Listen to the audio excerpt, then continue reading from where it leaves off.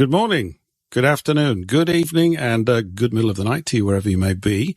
It is Thursday, the 5th of October, 2023. It's 7 o'clock, and it's time for Paul English Live.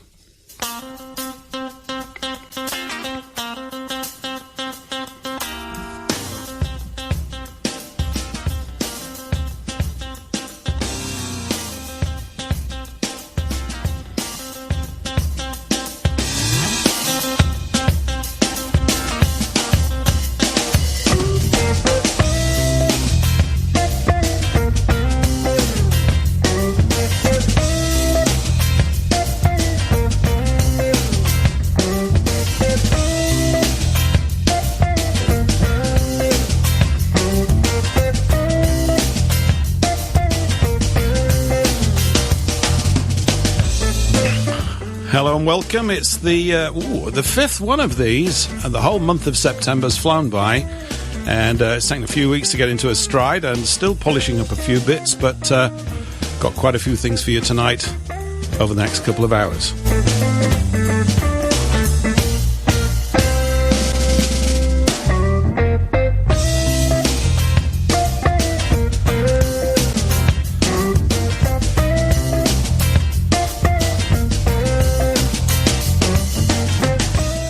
Take a brief look at Cowboys and cowboy pictures, not cinema, images, and the French Revolution, and Germany, and communism.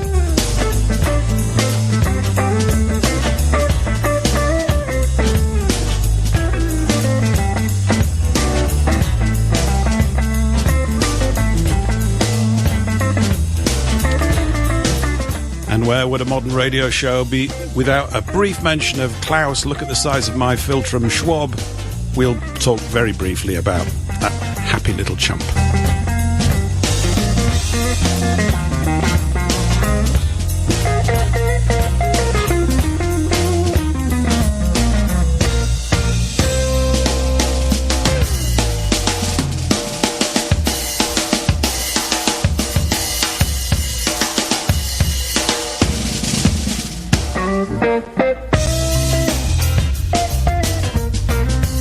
And I'm still looking for an extra pair of hands, you know. It's two arms and 8 fingers and 2 thumbs are not enough, frankly. I keep finding the start of these things bewildering. I've got too many screens, not enough arms, and but anyway, I think everything's looking okay. So you know, we have to check this kind of stuff in the wonderful world of internet web radio and all that kind of stuff. So quite a few things to go through today, I hope. I got an announcement to make at the end of the first hour, the beginning of the second hour, which is quite exciting. It is for me anyway, and hopefully for a few others as well. So I'm quite looking forward to bringing that up in about an hour's time. And we got a few clips and a few songs and some dancing girls and all that kind of stuff. I thought I'd start off anyway today, and I've got to just go and load it up and just have a look at this. I thought I'd just have a quick mention about the image for this show. I mentioned there in the roll through right at the beginning that we'd be looking at cowboy pictures. And if you've seen the screen, you will notice that we have an absolutely marvelous image of 2 cowboys under the moon. And I wanted to just bring the artist to your attention. He's called Mark Maggiore. And my son, I think my son brought him to my attention. Or did I do it the other way around? It's always a bit difficult with this because we've always trying to claim bragging rights in the house about who found things first. But I want to give you a little bit of his bio very briefly, just the beginning, just talk about great pictures. By the way, the theme of the show is not really about cowboys at all. And the pictures are selected based on how much time there is available before the show and also what might look good. And sometimes it might spark us off into a theme and other times it might not. Today's not necessarily the day of it being a cowboy theme, although we could look at it later on, particularly the period after the US so-called Civil War. I think that might be worth a look at some point. But let me just tell you a little bit about Maggiore, because I've got a sort of really tenuous series of threads here running through things. So, actually, before I do that, let me talk briefly about a book about the West.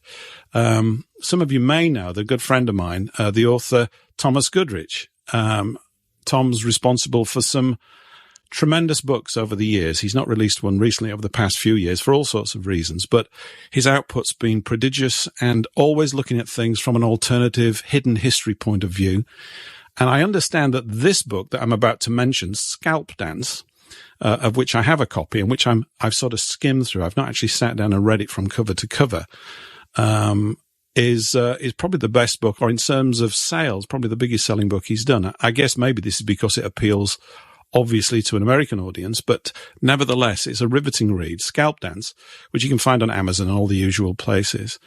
And I'm just going to read you the blurb here. Some of the most savage war in world history was waged on the American plains from 1865 to 1879, so immediately after cessation of hostilities, and the death of Lincoln, which of course we were talking about Lincoln last week.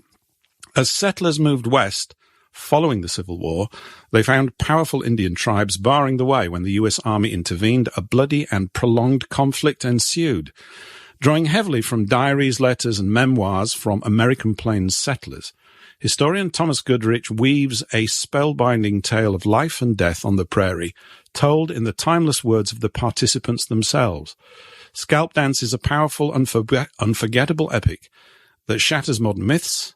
Within its pages, the reader will find a truthful account of Indian warfare as it occurred. And if you're someone who's read Tom's other very well-known book, Hellstorm, which is an awful book. I've said this before on many times.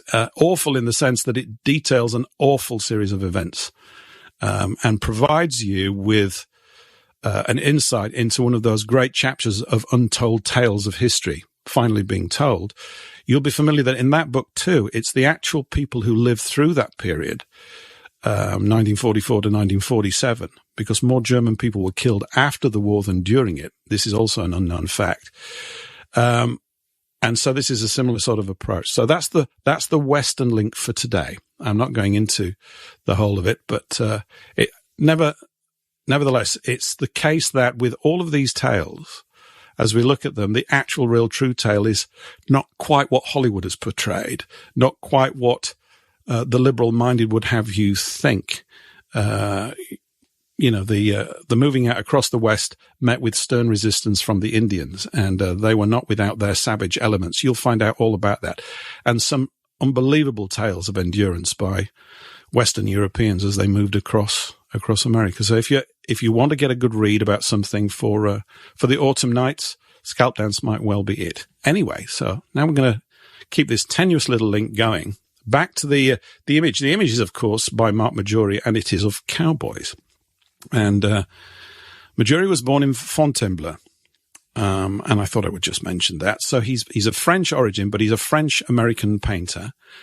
And at the age of 15, during his first visit to the US, he went on a month-long road trip from New York to San Francisco and visited several national parks and other sites in the southwestern United States. And he later cited that trip as the beginning of his fascination with the Southwest and the inspiration behind his Western art. And there's a little quote here later on, which I like. Maggiore began painting Western scenes 2014, so this is only over the last 10 years or so. And since then, his works have been featured in Forbes, Flaunt, Art of the West, Southwest Art, Western Horseman, and others. Maggiore has been noted in particular for the way he paints clouds in his landscape scenes. And if you look at the image that we've got for today and you look at that cloud, you might get an idea of why he's been noted for that. With Christopher Barker describing them as layered textural monuments that both dwarf and magnify the subject with impossible detail. And I think that that's true. If you see some of his other paintings, I suspect if you've not seen them before, you may be bedazzled by them. Of course, I'm laying it on thick, but I am a fan, if that's the right word. It's illustration and painting of the highest of the highest standards. And if you want to follow it more, I think there's a documentary of him somewhere on YouTube. In fact, I'm sure there is, about 30, 40 minutes long, of him out in Arizona or somewhere like that with his wife, sketching and painting. And his abilities are off the chart, really. And so it's wonderful to see a craftsman, a master, skilled artist at work in this way. There's something about those clouds. They're like a different world, it seems to me. You're being beckoned into a totally different universe when you look at those clouds. They're better than some of the best clouds I ever saw in my life, it seems to me. So there we go. Now, so there you go. That's the little Western opening bit, which has really got nothing to do with the rest of the themes. Although you never know, maybe a cowboy might call in later on and we can get back to all that kind of stuff. So, what was the French Connection? Well, it was a film with Gene Hackman back in the 1970s. No, not that French Connection. I think I mentioned last week, and certainly I'm mentioning it to a lot of people I speak to because I'm a bit like a broken record, at times, or when I get the bit between my teeth. I picked up a copy of The French Revolution by Nestor Webster about 8 or 10 days ago. I don't know whether I got it before or after last week's show. Anyway, I've managed to plow through the first sort of fifth of the book. It's about 500 or 600 pages long. Plow's the wrong word, actually, because I've breezed through it. It's a wonderful book. And the reason I'm reading it, just to let you know, is, as I've mentioned here before, at the tail end of November this year, Sir Ridley Scott, in his early 80s, has got a new film coming out, or his latest film. It looks as though he's going to be making films forever, which is probably no bad thing. Napoleon. So Napoleon is coming out. The trailer is quite tantalizing. And so I thought, I don't know if I'm going to have enough time actually between now and then to actually read anything too much more about Napoleon, although there are some alternative documents which we'll probably go into as we get a little bit nearer the date. I thought I'd get to grips really with the French Revolution, which is actually the crucible from which he was born, I suppose you could say. It was out of the hell of the French Revolution that Napoleon really came to the fore, and not without the willingness and the ability to deliver devastating violence to the civilians in Paris in the late 1790s. We'll get on to that maybe on another show, but that's what kind of brought him to prominence. And the parallels, I think I mentioned before, between him and the life of Adolf Hitler and Germany, very similar parallels, not exactly the same, but similar, which is kind of ironic as well in a way when you look at the historical antagonism between France and Germany down through the centuries. And I remember even back in the 60s and 70s when I was a young lad running around, not that I sat around watching TV too much, but there was always much talk of the sort of conflicts with the marvelous and wonderful European Union, which we've all come to love and adore, of the conflicts really between France and Germany, which of course at the time were the two most powerful nations in it because we had yet to join, which of course we were all very, very keen not to do, but it went ahead anyway. Or at least we were keen to join it from a commercial exchange point of view, but not from a political union point of view. And they said there would never be a political union, didn't they? And they lied because that's all they were interested. Anyway, although union is stretching it a little bit, I think, now that we've done Brexit, apparently, so they tell us. So our vote indicated that we've left the whole thing. Anyway, so the French Revolution and Nestor Webster's book, if you've heard of it and haven't read it, I would recommend it very much. It's a blast to read. And I've learned so many things in the first 100 pages that I was totally unaware of. I mean, that's not too much of a surprise because the truth is I didn't know a great deal about it anyway. I just know that there's a chain of revolutions up and down the line, beginning with the English so-called Civil War under Cromwell and against Charles I, and that entire sort of political upheaval in this nation 400 years ago, 420, 30 years ago, that kind of time. That was the first one. And then we get the French Revolution 140 years later, something like that. There's probably other incidents that I've missed out, but in terms of major marking points, this is key. Both involve regicide. That is the killing of the king. Charles I, of course, lost his head, as did King Louis XVI. And in both cases, the story that we've received is probably not quite what it was. Anyway, in reading Webster's book so far, So the story so far, one of the things that's really clear, and this I think is very apt and appropriate for our situation right now, with the kind of psychological muddlement that's taken place in the crowds of our nations because of this COVID warfare that's been conducted against us. Not even just the supposed jab and all that other stuff that goes with it, but the actual manipulation of information and scaremongering, the gaslighting through the news, is very apt, because in the French Revolution you see it in a very raw and very unpleasant state. And I want to read you a couple of pages from it, which is probably going to take the rest of my life. No, about 10 or 15 minutes maybe, something like that, along with a few asides as we go. Before I do that, though, I want to read you something about the madness of crowds, which I'm supposed to have up here. Here it is. Okay, so I don't know. This book has been, I've had it on my bookshelves for years and dabbled in and out of it. Yet again, an old book. And why am I mentioning these old things? Well, they're not really old, actually. Anything that's happened over the last 400 or 500 years is just yesterday in terms of what's going on. And human nature does not change. We still get spooked and wound up and controlled by the same sorts of forces that were spooking and winding people up and controlling them 200 years ago, 400 years ago.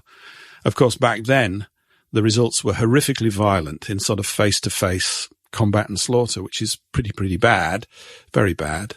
And we don't know quite where this is going to go. I'm not here to sort of gaslight you again, but I wanted to just read you the preface from this book. This is called, let me just read the whole title out. It's by Charles Mackay, and it's called Memoirs of Extraordinary Popular Delusions and the Madness of Crowds. And it's really, it covers an awful lot of things that you've probably heard of. John Law, the Scotsman who ran a big sort of pyramid scheme down in France and wrecked the entire national economy, tulips and daffodil rushes, all this kind of stuff, the Mississippi thing. There's a lot of things in there, and we might dabble in and out of it in the weeks and months to come, just to illustrate that if you think things are bad now, there's been periods in recent history, i.e. over the last 200 to 300 years, when they've been very bad as well. It's like a sort of mad mind disease. I'm just going to read the opening paragraph, but it's quite long. This is from Mackay's The Madness of Crowds. Let me just read you this. And it's actually, I'm reading it really for the last sentence, because it's the last sentence that's the key sentence. He writes, "In reading the history of nations, we find that, like individuals, they have their whims and their peculiarities, their seasons of excitement and recklessness, when they care not what they do. We find that whole communities suddenly fix their minds upon one object and go mad in its pursuit, that millions of people become simultaneously impressed with one delusion and run after it till their attention is caught by some new folly more captivating than the first. We see one nation suddenly seized from its highest to its lowest members with a fierce desire of military glory, another as suddenly becoming crazed upon a religious scruple, and neither of them recovering its senses until it has shed rivers of blood and sowed a harvest of groans and tears to be reaped by its posterity. At an early age in the annals of Europe, its population lost their wits about the sepulchre of Jesus and crowded in frenzied multitudes to the Holy Land. Another age went mad for fear of the devil and offered up hundreds of thousands of victims to the delusion of witchcraft. At another time, the many became crazed on the subject of the philosopher's stone and committed follies till then unheard of in the pursuit. It was once thought a venial offence in very many countries of Europe to destroy an enemy by slow poison. Persons who would have revolted at the idea of stabbing a man to the heart drugged his pottage without scruple, and there's nothing worse than pottage without scruple, is there? Ladies of gentle birth and manners caught the contagion of murder, until poisoning under their auspices became quite fashionable. I'm sure there are certain characters within Agatha Christie novels and that kind of thing, those little poisoning type people, you know. Some delusions, he writes, though notorious to all the world, have subsisted for ages, flourishing as widely among civilized and polished nations as among the early barbarians with whom they originated. That of dueling, for instance, and the belief in omens and divination of the future, which seem to defy the progress of knowledge to eradicate them entirely from the popular mind. Money, and we know a thing or two now about that, and we're going to know a bit more as the weeks go by. Money, again, has often been a cause of the delusion of multitudes. You don't say. Sober nations have all at once become desperate gamblers and risked almost their existence upon the turn of a piece of paper. This is true in very spectacular fashion. To trace the history of the most prominent of these delusions is the object of the present pages. And here, this last sentence, the key one. Men, it has been well said, think in herds. It will be seen that they go mad in herds, while they only recover their senses slowly and one by one. I put it to you, listeners of the audience, not that I've ever done that sort of thing, that this is the kind of age that we are living in, that there's an aspect of this that is definitely taking place, that we have been divided with people still, unfortunately, huge numbers. Part of that herd, it's a very, very strong impulse because we're bound into it simply because of historical precedent. You're outside of the group, you're going to die. A wolf's going to eat you, something like that. It's very, very strong impulse, very difficult to resist. I'm going to read the sentence again. Men, it has been well said, think in herds. It will be seen that they go mad in herds, while they only recover their senses slowly and one by one. So, to all of us here and elsewhere who are slowly recovering our senses one by one, I salute you, because this is an urgent task that we have to do and keep up every single day, particularly under present conditions. It's quite a thing. So there you go, the madness of crowds. And now, I'm just doing a lot of reading today. I wasn't necessarily planning to, but now that I look at it, that's obviously a fib because I'm I'm doing just that. I want to just read a couple of pages about this situation in France with the French Revolution. And the point is that nearly everything in history, until we examine the other side, is basically a bit of a joke. Napoleon actually said that history is a set of lies agreed upon. And that's a pretty good call. It's a very good call, actually. So you have to go outside of the agreement of the establishment to begin to really poke around in it and get to some kind of grips with the whole thing. Okay, so this is after the storming of the Bastille, which wasn't really stormed, actually. It was very messy. But the whole episode of the Bastille is, again, once you get to the bottom of it, not the glorious thing that you think you saw in those films a long time ago. Liberty, fraternity, equality, all nonsense. All slogans done to rile up and successfully rile up and wind up the crowd who are going basically out of their minds this way and that. I'm not going to cover all of that because you'd have to really read the book to see this sort of ebb and flow of the control of the psychological and spiritual state of the French people. It's also worth mentioning now, right at this little point, that their king, they loved. They didn't not love him. They weren't even that unhappy. There were certain taxes and restrictions upon them, which they really did want to get rid of. And Louis XVI was in the process of getting rid of them. But this ran counter to the intentions of the plotters, the saboteurs, the instigators of it. They didn't want the king to do good things for their people, because if they did, the people would lose any causative reason to rise up against him, which is all they were interested in. And to some degree, these same tactics of manipulation are being employed with the WEF nonsense and the takeover of all of our governments and the fact that they're working for that and not working for their people. There are parallels. It's not exactly the same, but you'll get the theme as it goes. Also, we're going to go into Word right now. Let me just read this bit out. It says, then, I'm just going to jump in. You'll pick it up as we go, really. I think it's pretty self-explanatory.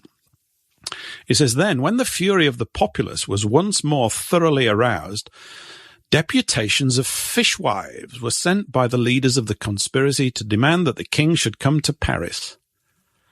Fishwives, eh? I read this a little bit earlier today and I thought, ooh, I don't really know what a fishwife is. I kind of had an idea, so I thought I'd go and look it up. Wikipedia is quite good on this. This is good. So I went to look up fishwife. Let me give you this one. This is fun. A fishwife, fish fag, fish-fag, yeah, I'm reading it as it comes, or fish lass, a fish lass, is a woman who sells fish. Well, I'll be. There you go. So if you're a woman and you've ever sold fish, you're a fishwife. There's a little bit more to it than that.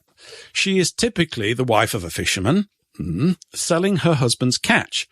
But other sources of fish have been used. She might sell somebody else's fish. It's getting complicated already. Here's the kicker. Some wives and daughters of fishermen were notoriously loud and foul-mouthed, as noted in the expression, to swear like a fishwife, as they sold fish in the marketplace.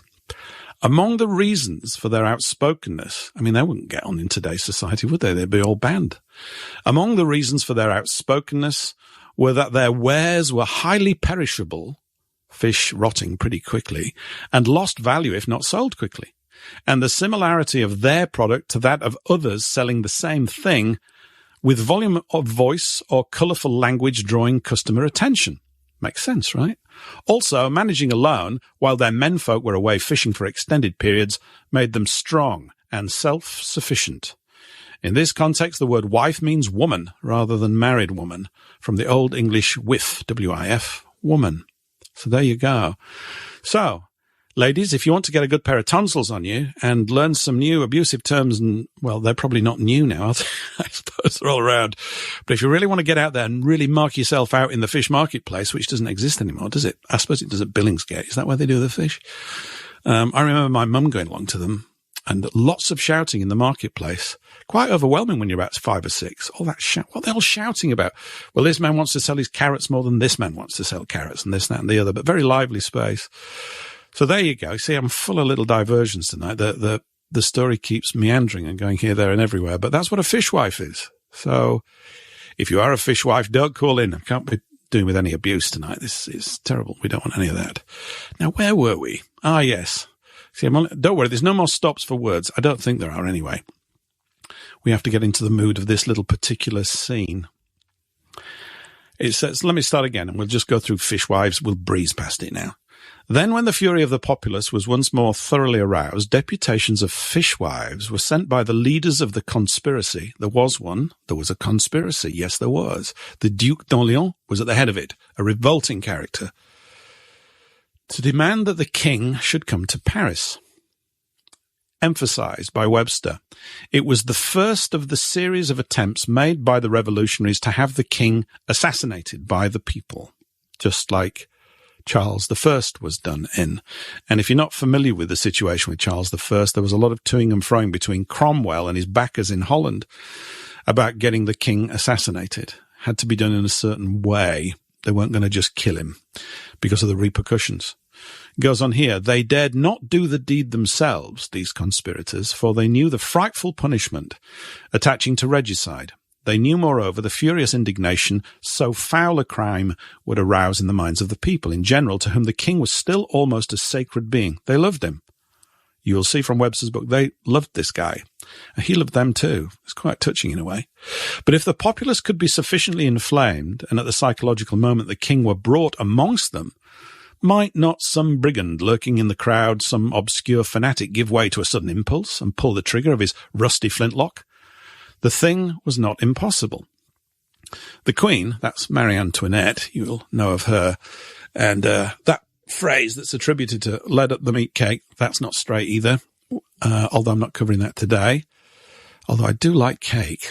The Queen, who foresaw the same possibilities, threw herself in vain at the king's feet and implored him not to expose himself to the threatening populace. But the king, convinced that if each citizen owes to his sovereign the sacrifice of his life, the sovereign equally owes to his country the sacrifice of his, turned a deaf ear to all the forebodings, trusted to his people and the good genius of France, and in spite of the Queen's entreaties, showed himself firm and unshakable. "I have promised," he said.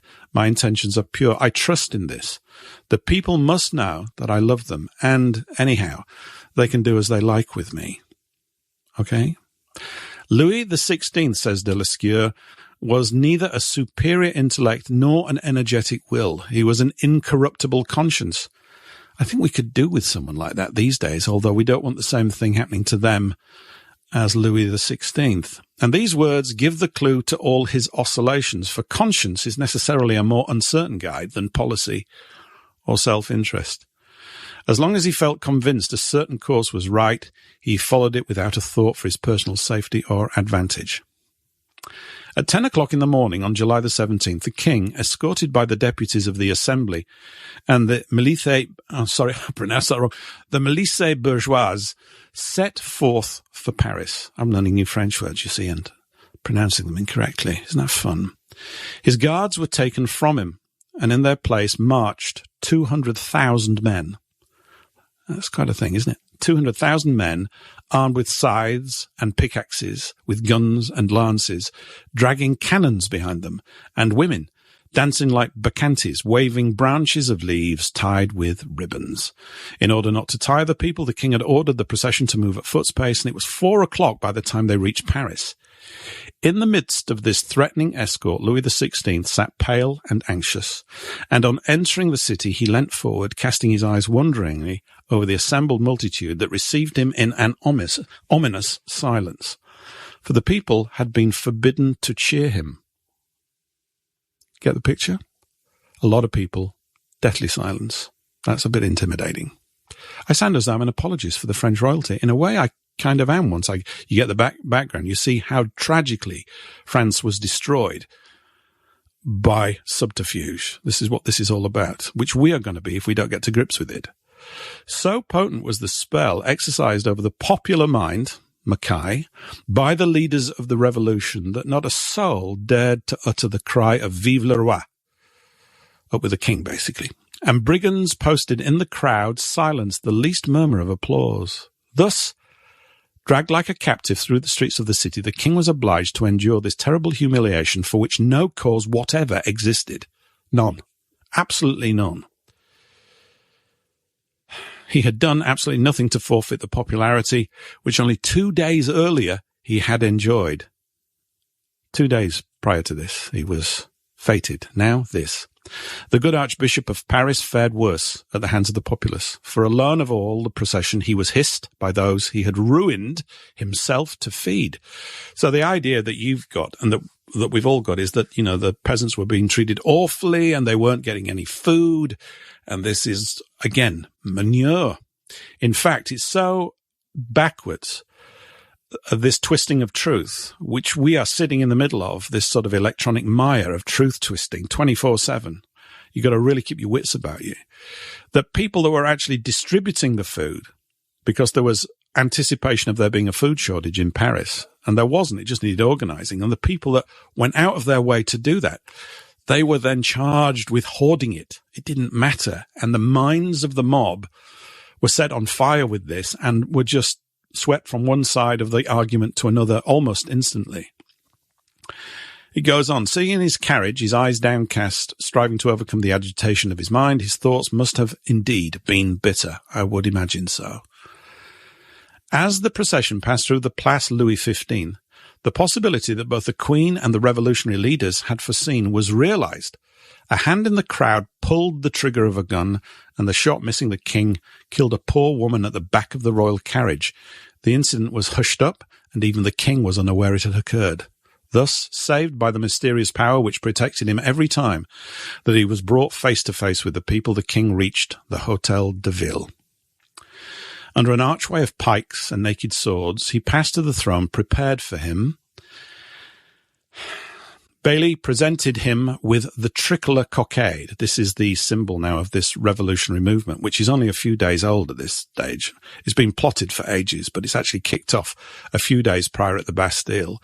And the king, accepting it as that which it professed to be, the cockade of Paris, placed it in his hat. Then suddenly it seemed that the spell was broken, and cries of Vive le Roi broke out on all sides. Once more, Lely passionately appealed to the people's loyalty and made a great speech about that, which I won't go into right now.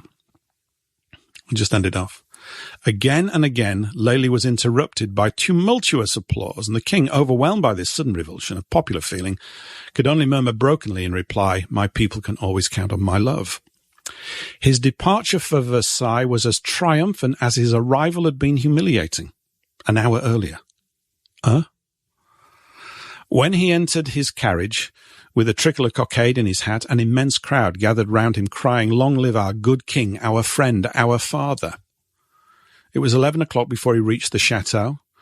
On the marble staircase, the Queen, Marie Antoinette, with the Dauphin in her arms, was waiting for him in an agony of suspense, and at the sight of the husband she had not dared to hope ever to see again, she fell weeping on his neck. But when she raised her eyes and saw the sinister badge, this cockade, the enemy's colours in his hat, her heart sank. From that moment she felt that all was lost. But the king was happy, not because his life had been spared, but because he believed that he had regained the love of his people.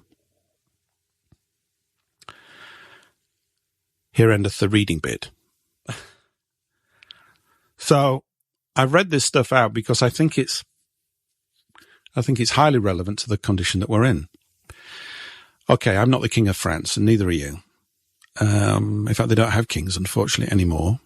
And this entire rollout across Europe from Charles I, it starts in England even before that, right through to the modern day, is part of this chain, this domino chain of events, which have brought us to this point. The line runs all the way through it and is worth everybody's attention. You don't have to spend thousands of hours studying it. Well, you can if you want, and bring these things up. But when we talk about these things, or when I'm talking about them now, we kind of breathe life back into them. These are events that happened not now, i.e. in the past, but so is yesterday. Yesterday was in the past. And that sort of, that yearning that we have had for a time machine, I'm going to suggest to you that we've all got one. It's called the mind armed with imagination. And we can go back up and down this timeline to see and feel and be in the moment through writings like this. Nesta Webster writes brilliantly about these things. It's very accessible, very easy to understand, and unfolds the entire evil that was running around at this time. The storming of the Bastille, for example, is the governor was seeking to not hurt anyone. The troops stood down. They never fired a cannon, and they got killed for it. They were trying to help the people, but the misunderstanding in the communications became all-encompassing, and they got driven mad. And the governor, later that day, his head was on a pike, and he tried to save them. This is what you call a tragedy, I think. Isn't that what you call tragic? This misunderstanding of things taking place all the time. I don't know whose heads are supposed to go on pikes this time round. I'm kind of against the whole idea of it. But when communication breaks down or is manipulated as it was here, and as I said, I'm only a fifth of the way through. This is on page 104 of about 500 or 600 pages of the thing. But you see this manipulation of the great crowded mind, and the bravery of certain people under these circumstances is heartbreaking. It really is. The people who are seeking to help those are misconstrued as being the enemy and are done away with. How bad is that? Are we in a similar sort of situation? Maybe not, because I'm hard-pressed. I'm hard-pressed to find too many people out there that I think in the public space are actually going to bat for us. In fact, it's very, in terms of political discourse at the moment, not that I'm a big fan. I don't really follow it that much, simply because I think the whole system's broken, which, it's not, you don't need a degree in rocket science to say that, do you? You can see that the whole thing's broken. But where is the voice for people like us? If you think you're a people like us. I mean, I think I'm a people like us. Where is that voice? At least back in the 60s and 70s, I always had this idea, it probably turns out to be manure as well, but that there was genuine rebuttals of things, strongly worded and effectively worded from politicians of different sides of the House with regards to certain matters. Does it look or feel like that now? It doesn't. There's no interaction really with the public communication space. Is there public discourse? Or is it just presentations and pack-controlled spaces where nothing can be said? I think it's definitely like that in the back end of the whole thing. Definitely like that. So I wanted to, obviously, I'm just going to hop on over to somewhere as well here whilst I'm just looking at things. There's obviously, I think, a lot to be learned from this. Otherwise, I wouldn't even be bothering, sort of doing it. I am a bit of a fan anyway. And I'm just hopping over to Rumble to sort of have a look at the chat. So let's just do a bit of house cleaning here. For me, actually, that phrase means an awful lot more than just me looking. I actually literally do have to do a lot of house cleaning, really. So, fantastic. That's great. Okay. Paul, were there any common threads shared by the English Civil War, the French head-chopping revolution, and the American Civil War? Yes, there were. The same force was behind all of them. What was that force? Let's call it the money power. I'm going to call it that. I'm going to call it the money power. Because in all of these cases, the organization, transfer of wealth, the setting up of control of economies was key in this. It was the overthrow, obviously in Europe, it was the overthrow of monarchy, or the beginning of it. Interestingly, with England, they couldn't fully extinguish it. I think there were certain holes in the plan. Now, there's a document called The Nameless War by Captain Archibald Maule Ramsay. It's only about 105 pages, 110 pages long. I won't be reading things out from that necessarily because it might land me in trouble if you get my drift. And you might think, oh, Paul, you're scaredy cat. Well, we'll see about that. But what I might well do is record it at some point as an audio booklet and make it available if you wanted to hear that. You can always read it, of course, and it's not a very long read, but it's as a document in terms of bringing us from the past to this point. It's marvelous because of its concision. And you will see that this thread of this control to overthrow the kings and queens of England and of France and of elsewhere has the same hand in all of it. And the money power seduces and has seduced the best of each of these nations to side with it. And they become incredibly well-paid traitors. But what else would you call them? People that run counter to the laws of the land to get certain things done. I mean, Charles I was not a particularly driven or competent king, from what I can see.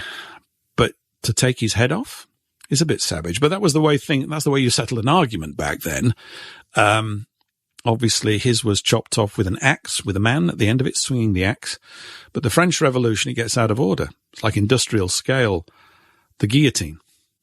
I forgot the nickname for the thing.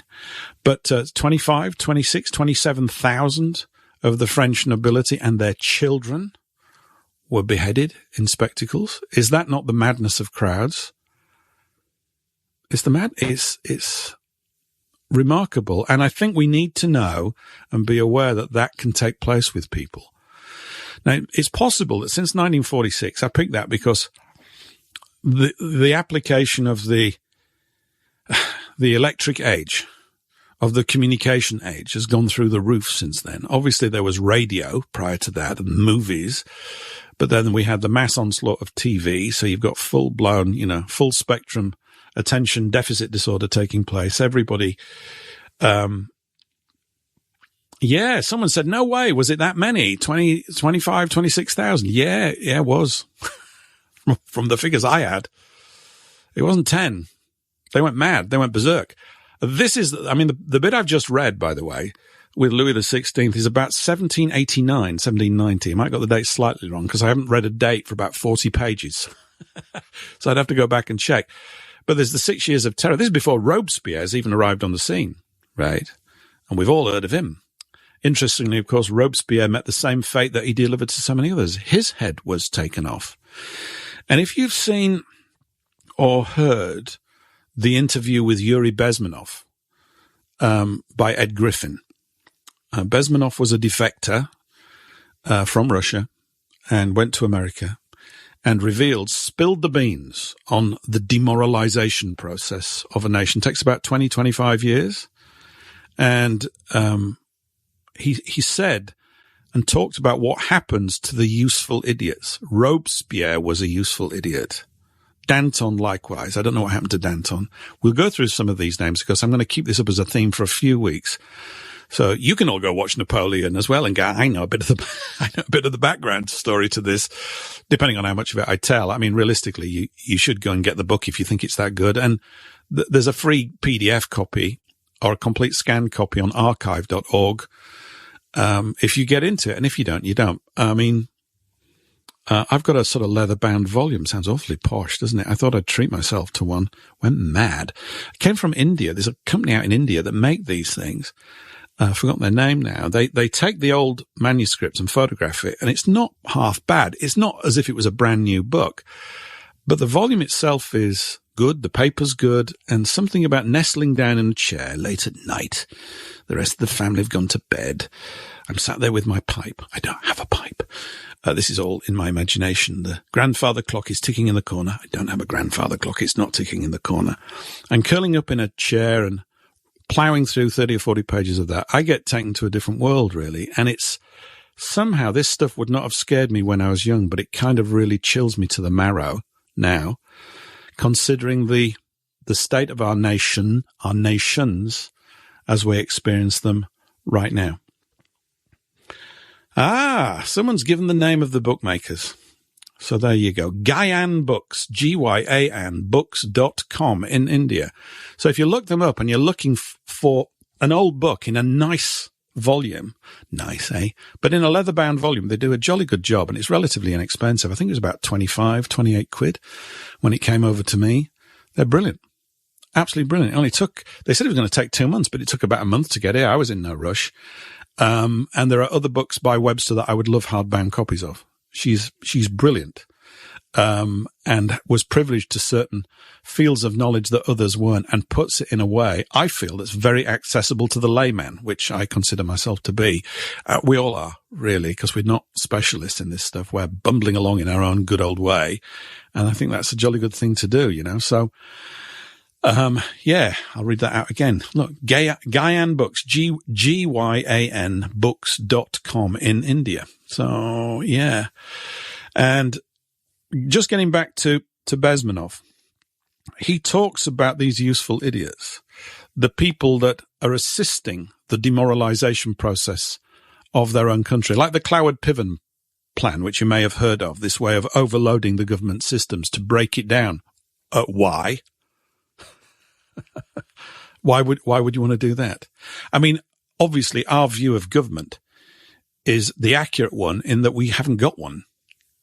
I mean, it's difficult to assess government when you haven't really got one that's actually working for you, that pretends to be, but is clearly not, because by their fruits shall ye know them. And we do know them. These simple sort of rules of thumb help us deal with this sort of stuff. So, not having a government is a bit of a problem if you're supposed to have one in a representative democracy. But we can't be living in one of those then either, can we? Are we living in a representative democracy? I don't think we are. I think I had a clip, actually. Somebody sent me a clip about something on this this that might be useful. Have I got it here loaded up? I do. There's a lot of pauses in this, but it's only a minute. Listen to this. This is okay. Oh, you won't be able to hear that. It's very quiet. Hang on just a minute. What have I done? You know, I do that every week. I have my volume drawers down, as the actress said to the bishop. Here we go. Just listen to this. Because democracy basically means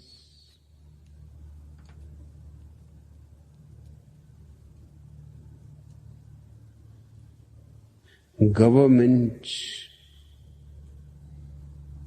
by the people, of the people, for the people. But the people are retarded.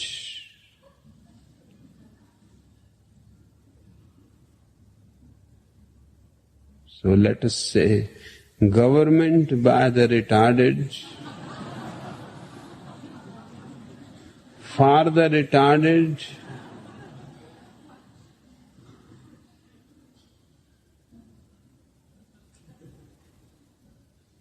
of the retarded. Do you feel retarded? I do. Less retarded than I was 30 years ago, but we must be to some degree. But that's that chap. He's dead now. Osho, I think he became one of those Indian guru types. Wasn't it the orange people and all that kind of stuff? I wasn't in any of that stuff, by the way, but I am aware of him. And it's a good little point. I was thinking maybe for the rest of the show, I could take huge pauses between each word, but I won't do that because we'll all go mad. But I guess if you want instant gravitas, that's what you do. You could just try it out. Maybe when you're ordering fish and chips, it might become like a momentous moment as you slowly deliver the order. Anyway, yes, government by the retarded, for the retarded, of the retarded. Is that not the case? And who's to be surprised by that?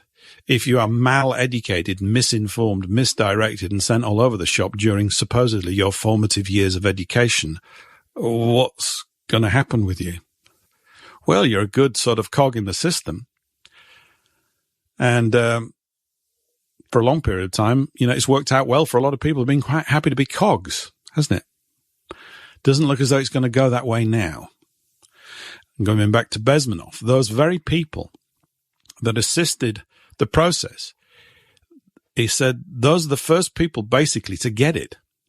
They think that they're going to be on the winning side.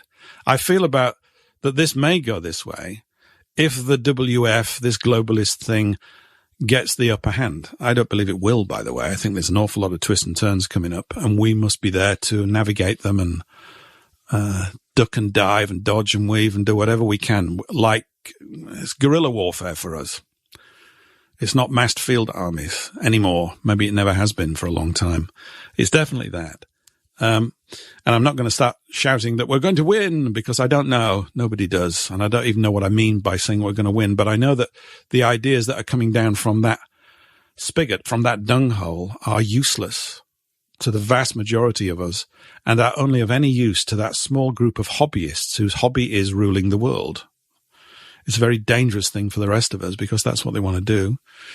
And it's caused all sorts of mayhem, particularly over these last 3 years. So I guess everybody's familiar with the agendas, the Agenda 2020 or 2021, and now we're through to Agenda 2030. And their narrative control, I think, is falling apart. And it's down to us to really keep it falling apart. To assist people to see just how stupid, retarded it is. But they're very good out there at sticking to their guns, or maybe they're just retarded, which is possibly even more of a worry. I mean, what's the scariest thing? People who are consciously evil or people who are stupid in crowds? It's the latter, possibly for us. It's the condition of those that we live nearby who get swept up in this stuff that you've got to watch out for. I have no idea how you would possibly escape that. If you were trapped in those crowds back in Paris in 1790, what are you going to do? Many people just died pointlessly for no reason whatsoever to bring about a change that wasn't even wanted because they perceived that it was, or they were told that certain injustices had been done to them. It was gaslighting on an astronomical persistent scale. And of course, once the plotters have started that, they have to keep stepping it up, which is really what's occurring here, isn't it? That the communication spin is continually intensified all the time, because if we start to roll it back, and I would suggest that listeners like you, people like me, and those that you know, and many others that are not here yet, let me be optimistic about things, right, that are not here yet, are seeing and noting this. They know that if they get to know about this stuff, the other side are in deep trouble. We have to, as the carpet rolls back and their crimes and misdemeanors to get to this point become more well known, and they are considerable. And there are many people, I include myself, who know a great deal about that. I ought to know a bit because I've spent 25 years reading books about it, or 20 years, and I'm not alone. I hang around with people who've read even more than that. I know a lot of stuff. But this is not a competition to say, well, I know all this stuff and you know all that stuff. It's not about that, because it comes down to very, very simple things. We're looking for mechanisms to regain some kind of authority over our lives, of which they have assumed all authority and stripped us of it, or are seeking to do that. And of course, our weapon of choice, the one that we cannot help but use because it's basically the only one we've got, is our voices and our thoughts and our writings and our ability to connect with and bind up with our own people, those that are bindable with, the ones that are not the useful idiots that Bezmenov has talked about. And when he talks about the demoralization process, and I imagine if you've talked to people about topics that are off the spectrum, as it were, things for which people have probably no context at all to fit them in, like an alternative view of the first half of the 20th century from the war's point of view, because there is another view, and without it, people don't know what took place. They do know what Hollywood's told them. They do know what the news and the mainstream press and the university presses have told them. They don't know that those conduits are controlled by the very forces that are at the helm of things right now. Then if you introduce these topics too fast to someone, this is my personal experience, if you do it, they metaphorically leave the room. They may still be stood in front of you, but they actually go AWOL. And at first, I used to get quite cross about this because I used to think, well, can't you, why would I come up to you and tell you lies? But it's got nothing to do with that. It really doesn't have anything to do with that. It's to do with the fact that you're like trying to fit a square peg in a round hole, and people are sometimes not really ready for that. It's very, very difficult in all those sorts of ways. So Bezmenov, I've got the 13-minute thing. It's Ed Griffin who interviewed him. And Ed Griffin, I think I mentioned the other week, he's still banging on. Good old Ed. God bless him. He's in his early 90s, as articulate and as clear as ever. And I don't think I've even mentioned the secret. Is it The Secret of Jekyll Island? I've got a copy of my thing about the Federal Reserve. See, I've gone nearly an hour. I tried to go an hour without talking about money. It was just a little challenge to myself this week. So I thought, what could we pick on? And, that's not about money. But of course, it is about money. It's about money because these agents provocateurs, these instigators, were paid. They were paid by the Duc d'Orléans, who had a lot of wealth, but they were also paid and supported from certain clubs in London that were part and parcel of this process. It's almost as if it took them 100 years or so to settle the arrangements in England until they'd really reconcentrated their base. And the French Revolution is the first striking out to actually affect another country with the same sort of malarkey, and it's the same modus operandi. And we're seeing it here with the so-called migrant invasion, like agents provocateurs being brought in, ruffians, yeah? It's the same thing. So it's useful for us to know the book. Okay, it's the top of the hour. It's kind of the end of the first hour. I'm going to play a little song. How about that? Actually, it's a great song. And yet again, I don't know whether after the show, I post these things to YouTube. I never know whether these songs are going to get through. And so far, touch wood, every single one has. I might be pushing it a bit with this one, although I did see a YouTube account which had got it on and it wasn't from the artist. This is Van Morrison, They Own the Media. Rather apt, I think. They tell us that ignorance is bliss. I guess for those that control the media it is. They own the media, they control the stories we are told. If you ever try to go against them, you will be ignored, 'cause they control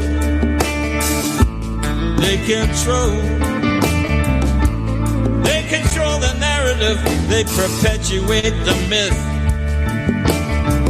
Keep on telling you lies, tell you ignorance is bliss. Believe it all and you'll never get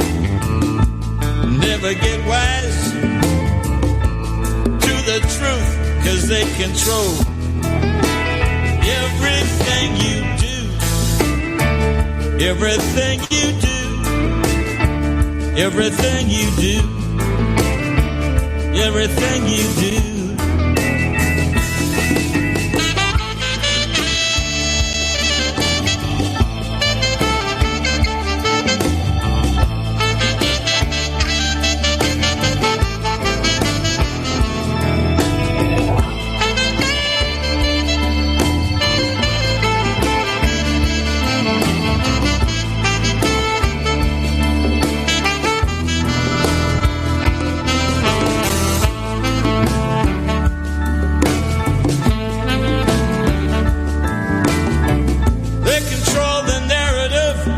it perpetuate the myth.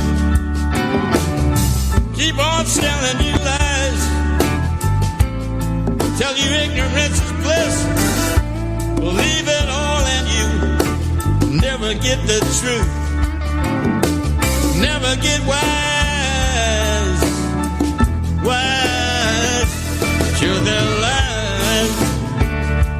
To their lies. They control the media. They control the media.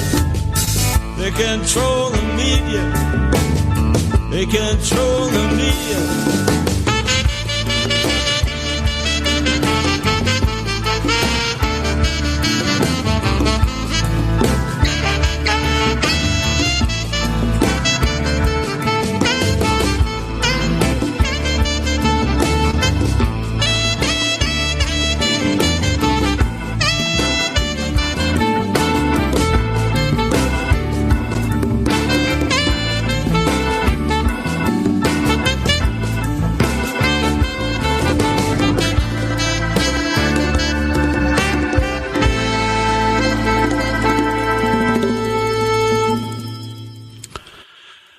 Hi, welcome to hour 2 of Paul English Live. That was Van Morrison there just rolling through with They Control the Media.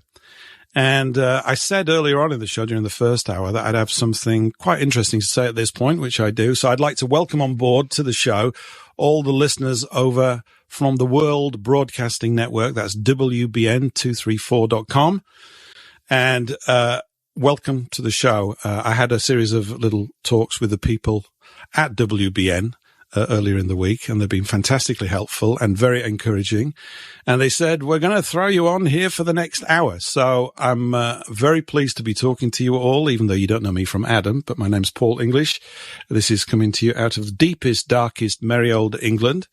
And so we've just bolted on a whole new additional audience to the show, which is extremely thrilling for me, to be quite honest. So after just 4 or 5 weeks of bumbling around and slowly get my technical doodads in a row, that's what we're doing. So we're also going out as well on Free Fall Radio out of South Africa. So a really great little development here for the show, which is I'm just looking at certain messages actually popping up. Maybe I'm going to forget to say something. Fantastic. Yeah. So on WBN 324 Talk Radio, I just got a little note about that. I'm just repeating what I'm seeing on the screen. So welcome, everybody. It's fantastic to be here. I hope you've been enjoying whatever you were just listening to. I don't know, some Alex Jones bloke or something. I heard about him once. And here we are for the next hour. And if you like what you hear or want to catch up with the whole thing, the show is available on Rumble. So the basic channels for this are Rumble and WBN 324. So it's great. Thanks to everybody there that set this up. And this is going to become a regular feature, and it might even change a little bit more next week into something even a bit more bigger than this. We're hoping that the aim is that the show next week will start 1 hour later than it currently does. And this is to fit it into the WBN schedule more fully and effectively. So, as I said today, there's just 1 hour. But next week, we're planning to go for the whole 2 hours. So what that will mean is that we will start 8 p.m. UK time next week, 8 p.m. till 10, which is 3 p.m. Eastern, 2 p.m. Central, 1 p.m. Mountain, and midday Pacific. Look at me with all my time zones. Isn't that fantastic? It's wonderful and marvelous. So there we go. Anyway, so we're here for an hour today on WBN, but hopefully the full 2 hours beginning next week. So big change in things. And I've just waited off really sort of organizing phone numbers and things until this is sort of settled in. I've got to just check a few other things in case people do want to call in and harangue me or talk about things and this, that, and the other. And although only a few weeks in, and all of these have been solo, they've been me all Billy No Mates really all the time, which is intentional because I wanted to get on top of certain workflows that I needed to do. Isn't this thrilling stuff? But most of those seem to be handled now, so I'll be looking to expand out and even bring another voice in, because I can't just read the French Revolution for hours and hours on end in every show. And by the way, if you've just joined the show, that's really what we're covering the last hour. The theme for this show during the first 4 or 5 weeks that we've been running, because it's something that's pretty dear to my, not heart really. It's not something I love, but is the money power. We've really been looking at the money power. I look at it anyway as the central thread with regards to the problems that we face as a people, as peoples in the remnant currently, or the under pressure Western Christian civilizations and nations, the whole of Western and Northern Europe, North America, Canada, the United States, Australia, New Zealand, these places, South Africa. I'm speaking in English. I am Paul English. This is for an English literate sort of audience. Literate's a bit fancy, but you get the idea. It's directed at people that are my people, I suppose. Not that I own you or anything like that, although I am working on that. But that's what this is about. So we've looked at the money power for the last few weeks, and this will be a continual thread that I always come back to, because I see it as the common enemy for all of us. We have all sorts of mad situations taking place at the moment. There's, I was reading the other day, there's moves afoot to collapse the bond market. Do you need to know the details of that? I don't think so, but they're setting it up to do that. This means a sort of avalanche domino effects of government debt all over the place. And I don't think I mentioned bonds too much in the first couple of shows I did about a month back, when I was talking about my intro into this space, which happened a long time ago. So it was back in the 90s when I, obviously not to the degree of knowledge and detail that we have today, but certainly in terms of getting to grips with what I still consider, as I've just said, the main problem, which is the central bank. And the main problem with it is that you and I don't own it. And so we don't own the bank. And if we don't own the bank, somebody else is owning it over us. So we've had all these other developments that take place. And now what have we got? We've got the CBDC thing rolling through. Apparently this is all going to be smashing and wonderful, marvelous, but it's a nonsense, because these are private companies dictating public affairs, and they've been doing it for hundreds of years. And they've been able to do it, of course, in the past slowly and methodically and thoroughly through corruption, bribery, threats, poisoning, the lot. In fact, we were talking about poisoning, weren't we? I was talking about poisoning in the first hour with the book of Charles Mackay. That poisoning people used to be frowned upon. It's not a chivalric way to kill people. You don't go around poisoning them. But I think we could say the last 3 years, how would you describe the COVID debacle? Poisoning? This is as good a word as any. We can come up with all these fancy new terms, but there's two types of poisoning. There's been a physical poisoning for those poor people who have taken multiple jabs and multiple boosters, and we are aware of all the health challenges that they have faced and possibly, probably, and rather terrifyingly continue to face in the months and years to come, which is awful. There's that one. But the other one, of course, is the psychological terror that's been waged upon us for you to not know, for you to not be part of the in-group, for you to be a vaccine resistor or whatever it may be, whatever you think you are being called. And so we've been divided. It's been very effective, unfortunately, because we're all at different levels of understanding about things. And this has caused all these sort of problems, to come through and to create this disconnect between us as a people. If you want to call in, you can if you want to. You don't have to. It's okay. I think I took a call the other week, which is okay. These things are slow to build, aren't they? But if you want to call in, it's just via web at the moment, just via web. If you go to paulenglishlive.com/call, paulenglishlive.com/Paul, you'll come through to a little studio there. And I might even be able to talk to you if you've got any questions or anything. I've got a few more clips to play and a few more things to cover here over the next 50 minutes of this second hour. So there you go. That was quite a bit for me to take. I did remember making the announcement. I'm rather pleased about that, actually. So it's a big deal for me. And so, yeah, this show has expanded considerably because of this connection with WBN and with Free Fall Radio in South Africa. So it's good to be part of that event, that project. And they're doing great work there. So, yes. Now, what was there was something else I wanted to cover. A couple of clips with regards. I mentioned Charles Schwab. He was the insurance guy, wasn't he? Or something. Or was it an investment company? With, Klaus Schwab, the man with the enormous philtrum and the ridiculously theatrical over the top Austrian accent that sounds like he's been sick in a bucket, silly man. There was, where's this little speech I've got? I think I've got a speech here. Yeah. Which one should we do first? Schwab or yeah, we'll do this first. Now, this is about 5 minutes long. It's a Canadian gentleman recently talking, providing a summary of this situation in Canada. It's excellent. About 5 minutes. Here we go. Good evening. Restructuring of Canadian mayors and municipalities under the auspices of the United Nations began in 1992. PM Mulrooney signed Canada onto UN Agenda 21. Canada thus became a UN member nation state. 178 countries signed on, lured by the promise of big money to go green. By 2000, countries, including Canada, were being governed by directions of the UN, G7, G20, World Economic Forum, and World Health Organization, to name some. Every organization named is a foreign-based NGO, non-governmental organization, and every member of all these organizations is unelected. Parliamentary procedures for law changes weren't followed. In 1994, a municipal primer was issued to all local towns outlining how they were to restructure their governments. Though the municipal primer was a non-binding agreement, all towns adopted it. Our public officials, the mayor and councillors of that day, were partnered with a private corporation, the Corporation of the Town of Aurora, who appointed a chief administrative officer who helped implement the global agenda instead of a local one. The International Council on Local and Environmental Issues, ICLEI, became the main source of consultation to push and fund the global agenda. We remind you that the World Economic Forum and the United Nations signed a strategic partnership framework in 2019 to jointly accelerate the implementation of the 2030 Agenda for Sustainable Development.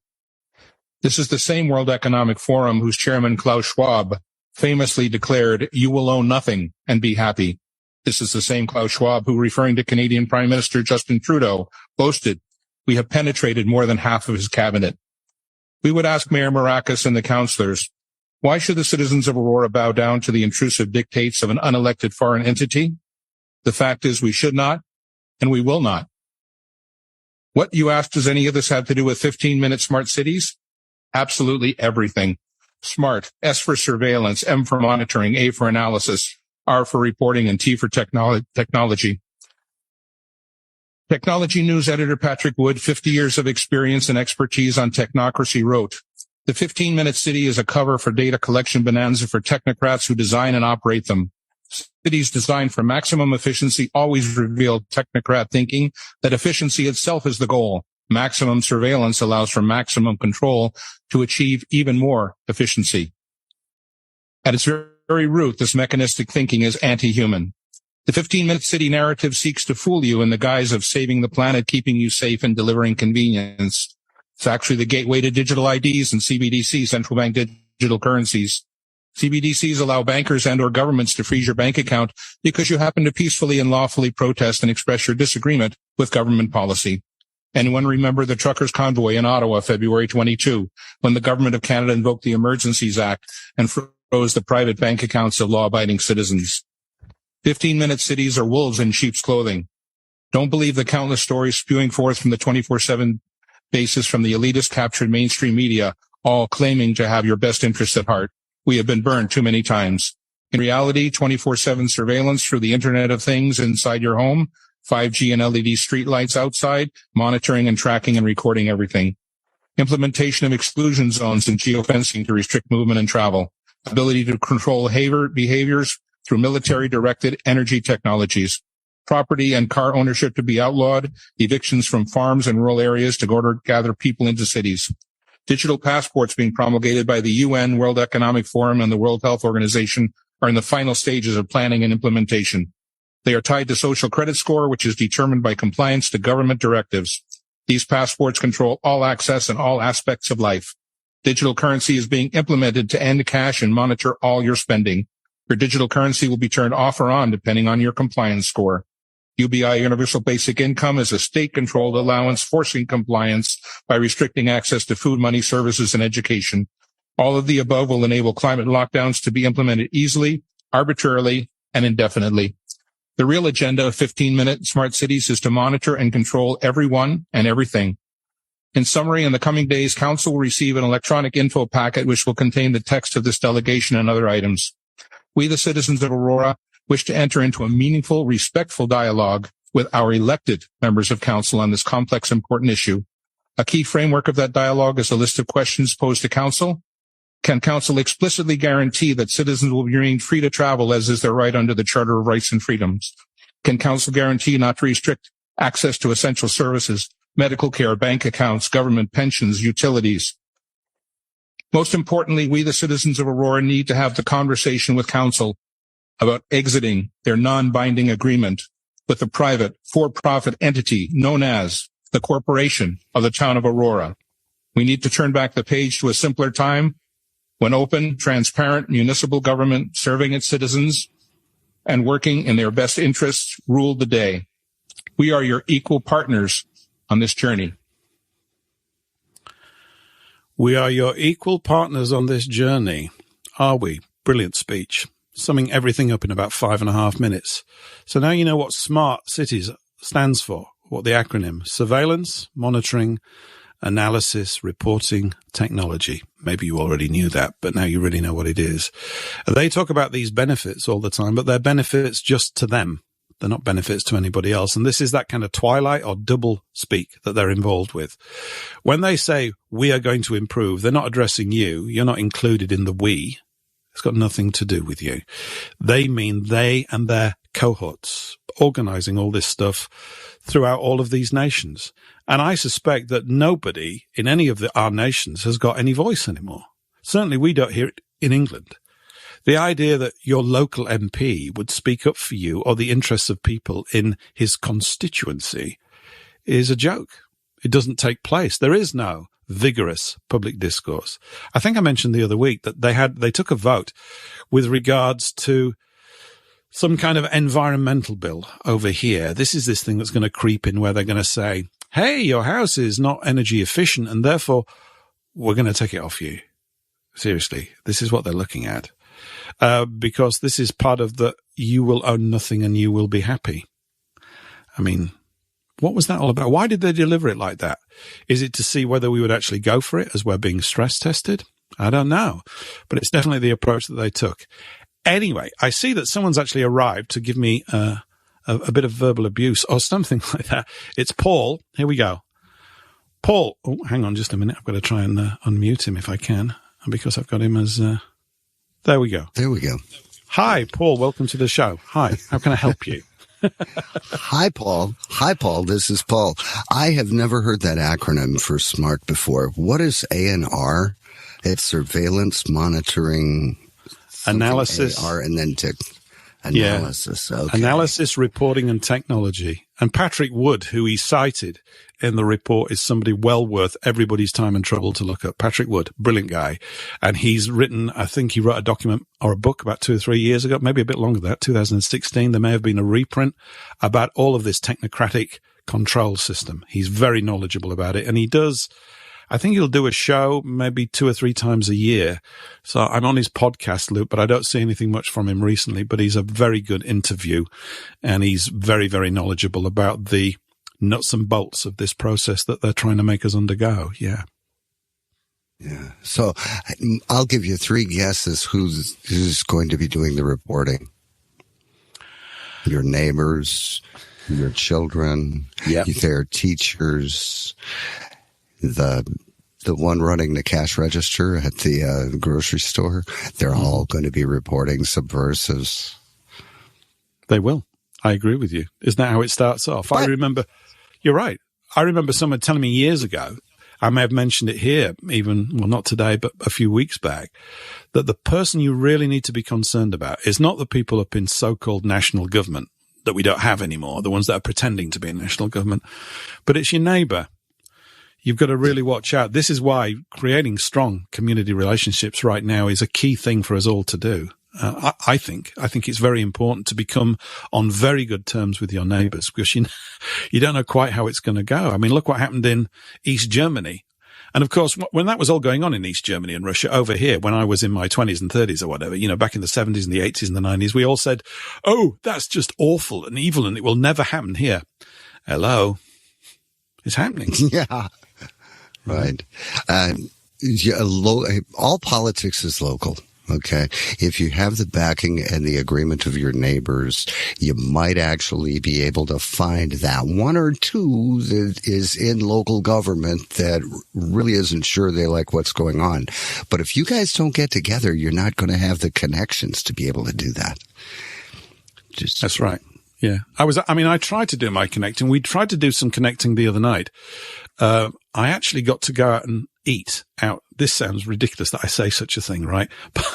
But my life is quite restricted. So to go out and actually eat in a restaurant, that's the first time I've done that for about two years. I'm serious.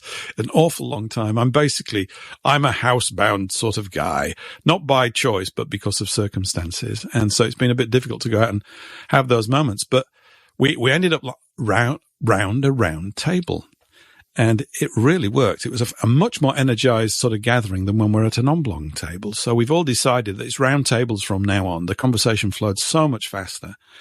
And we were discussing some wonderful things, the benefits of nicotine. And I was banging on then, even the other night, about the French Revolution, because it's what I've got in my pipe right now. It's what I'm smoking. There'll be something else in a few weeks' time. But, you go with what you're actually absorbed with at the time, don't you?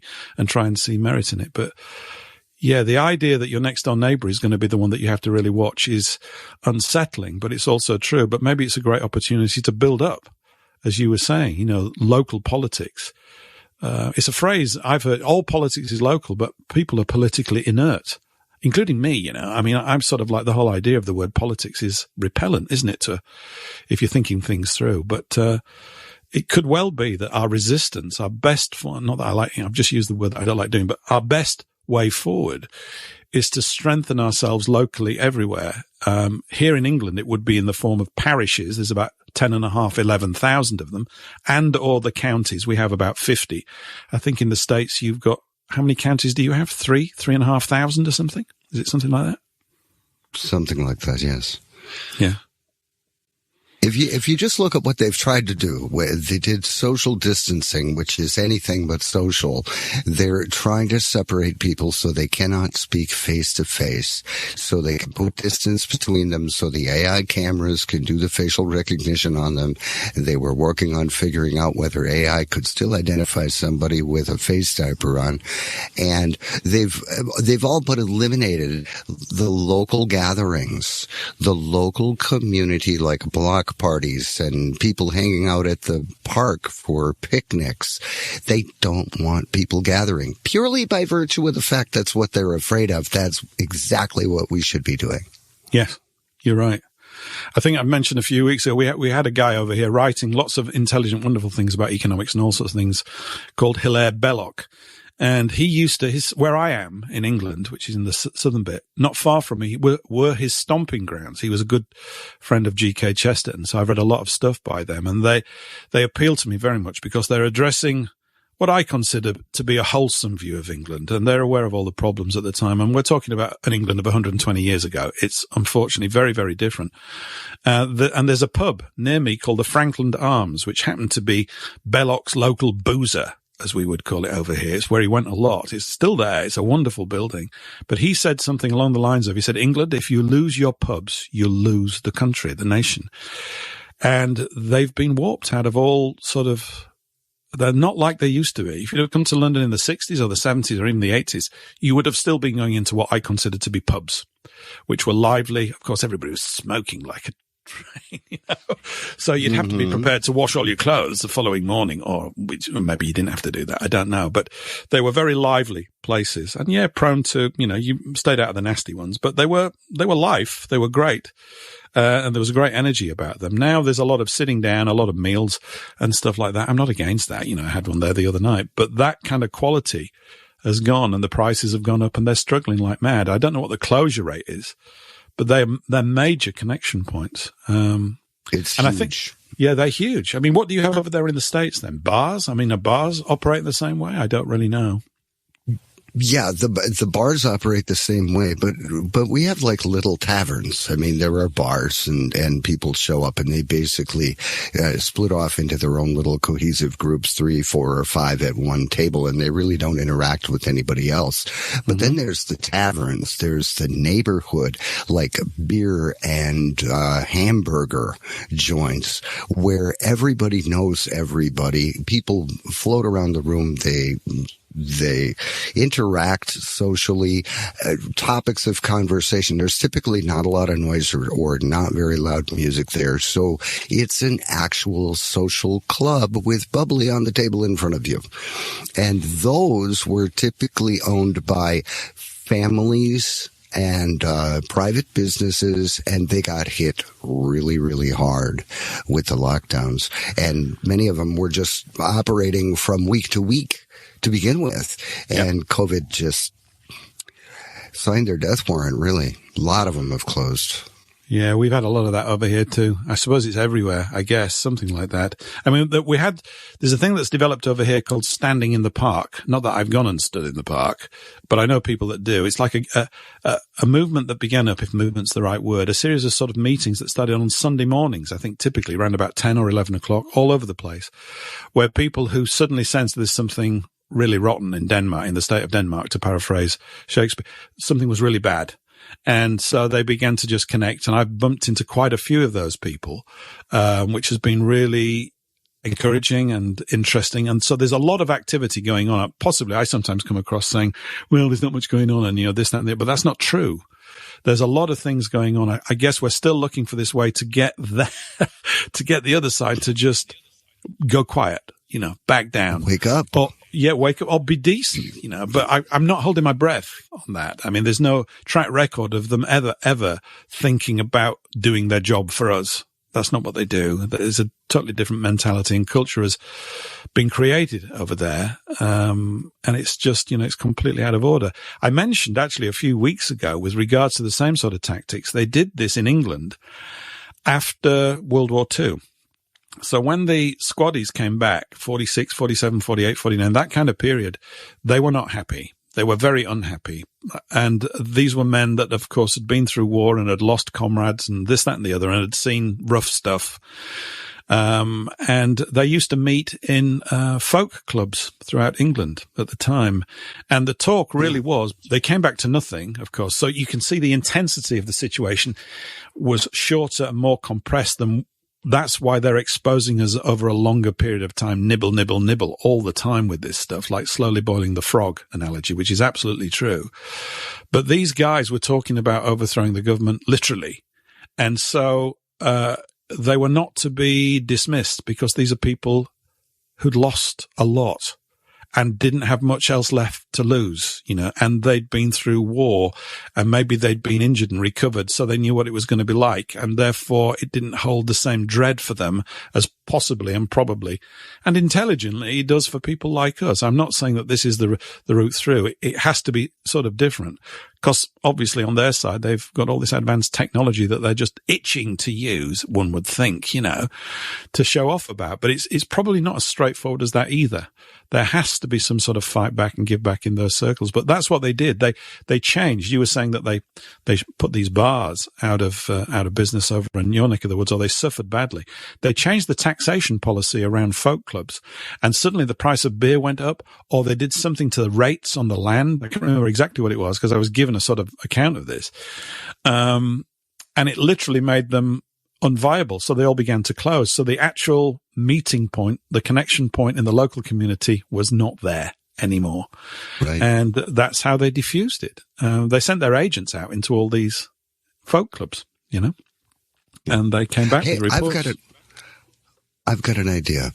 Let's promote the stand in the park idea and infuse into it walk in the woodlands, because the greatest energy on this planet that still remains is the trees grabbing the energy from the ether and the conduit to the ground. Yeah. So it's a walk in the woodlands. That's a great idea. I think, you know what? I think I'm actually going to do that. What, now? Maybe today. I suppose you can. Maybe today. It's funny you mentioned, I got something about trees today, because they're talking all about, all this microwave stuff and everything. Actually, something I'd like to ask you with regards to, wasn't there an emergency broadcast brouhaha or something? Yes. Was it yesterday? Was it yesterday or today? I can't remember. When was it? yesterday. It was 2:22, and all the Patriot communities were suggesting that people turn off their phones, put them in the microwaves, put them in EMF bags and things like that. Well, I like to think that my life is pretty clean. Okay. Yeah. I like to think that I'm pretty careful about what I put in my body and what I subject my skin suit to. So I consciously decided not to turn off my phones. I had all my Wi-Fi's going. I had my computers going, my phones, my tablets. I had everything on because I figure if what I have done was not sufficient to save my bacon when I had advance notice, what's going to happen 4 days later when they flip the switch in the middle of the night and don't say anything about it? Yeah, no, it's right. I mean, I've often thought about, I thought about this one, and I think there have been other forewarnings of something not good about to happen, and you must do this, that, and the other. I think the warning process is the process. I don't think it's the event. It doesn't even have to take place. I think the idea of being gaslit, they're going to do this, when? In 3 weeks' time. Oh, my God. That stuff, all of that. The unbalancing of people around, are they going to do it? Are they not going to do it? Let's all talk about it. It's understandable that you would, because we don't know we can't trust anything that they say. And of course, they're not lying all the time. They have to throw a little bit of truth in every now and again. Otherwise, it just gets preposterous, probably even for them. I don't know. But I've thought that the pre-information gaslighting process is the psyop. It's not the actual supposed event. It's that state that you're put into prior to the event is what they're after, getting people off balance for 2 weeks. It's coming up in 2 weeks' time. Oh, they all talk about that and forget about something else. Something gets blown up, buried on page 95, something like that, whatever they're up to, all this kind of stuff. I mean, we can't stay on top of it. Who'd want to? I mean, it's such a mad life that they lead, but I like what you did, Paul, there. I think that's very sensible. And, you're probably stubborn and just want to do things like that. I mean, I'd probably respond in a similar way. I don't know. No, not quite. I refuse to live in fear. That is what they want. They want us to be in fear. They want us to second guess our own language, but through self-censorship. And I know you and I are on exactly the same page with that. Yeah. And they want us to fear. They want us to feel horrible just because we watch the evening news, just because of everything they give to us. They want us to rat on our neighbors. They want us to suspect everyone. They want us to distrust humanity in general. They want us to go completely away from everything that it means to be human. And I refuse. Yes, I do. I'm almost stupidly buoyant and happy when I meet people intentionally. It's like an act. I go, well, how do I want to act? Do I want to act like this as though everything's really bad? I don't do that. I've become actually sort of very jolly when I'm out at the supermarket, my only contact point with other human beings, watching them put more and more sort of checkers in and scanning equipment and all this kind of other stuff, and discontinuing my favorite lines of food, like coconut oil has disappeared from my local supermarket. I'm very cross about that. It's these little things and they're doing this stuff as well to disrupt you, but being buoyant and positive. What can you do? I mean, it's a bit like, I used to say that thing, the Titanic situation. It's like moving deck chairs on the Titanic. And of course, it's appropriate. Yeah, we need to get up on the bridge and turn it around. Actually, we need to not run into the iceberg in the first place. Oh, that's already happened, that kind of stuff. So if it's that bad, I actually would move the deck chairs, and I'd go, well, I'm going to get a good deck chair and I'm going to get a large gin and tonic. And if we're all going down, at least I've got a nice drink and a good chair when it happens. I don't know what else I'm supposed to do, And a ringside seat. Yeah, why not?